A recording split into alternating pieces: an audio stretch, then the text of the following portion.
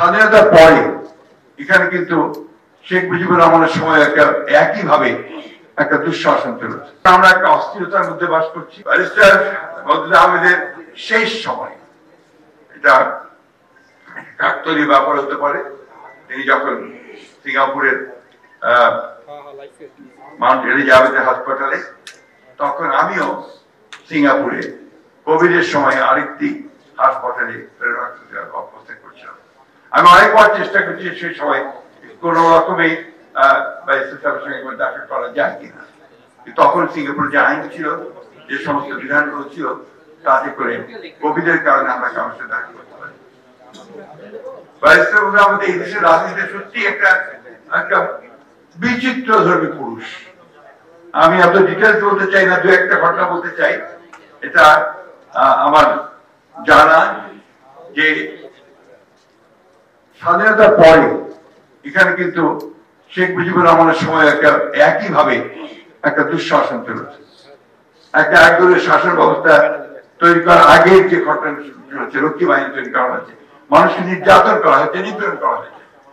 খুলনার শান্তি সেন কমিউনিস্ট নেতা, তার স্ত্রী, তার শ্যালিকা এবং হানুফা বেগম নামে আরেকজন কমিউনিস্ট কর্মীকে রক্ষী বাহিনী গ্রেফতার করেছিল। গ্রেফতার করে তাদেরকে 21 দিন চরম নির্যাতন করে রক্ষী বাহিনী ক্যাম্পে পরে ঢাকা সেন্ট্রাল জেলে নিয়ে এসেছিল।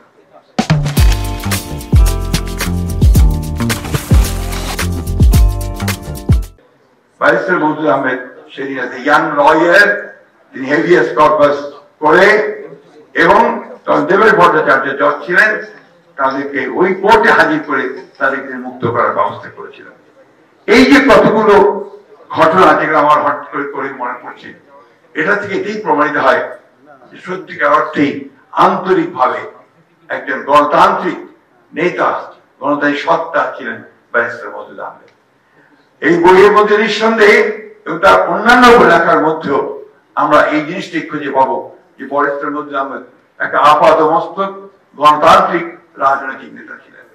বিভিন্ন কারণে বিভিন্ন সময় তিনি বিভিন্ন জায়গায় অবস্থান নিয়েছেন, তার মধ্যে যদি আমরা খুঁজে দেখি, আমরা দেখবো গণতন্ত্রে ফিরে আসবার উপায়টা বের করতে তিনি সেখানে গিয়েছেন।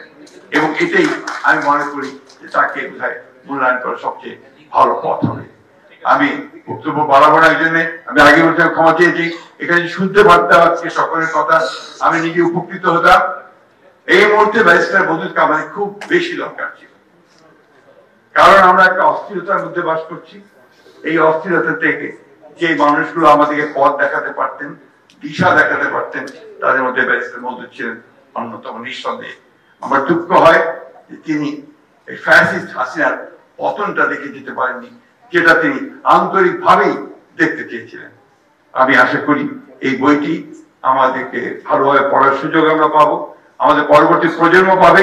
বিশেষ করে আজকে যে সমস্ত আমাদের তরুণরা, যুবকেরা যারা আজকে এই অসাধারণ একটা সাফল্য নিয়ে এসেছে, আমাদেরকে ফ্যাসিস্টের হাত থেকে মুক্ত করেছে, তাদের জন্য এই বইগুলো পড়া বলে খুব বেশি প্রয়োজনীয় বলে আমি মনে করি।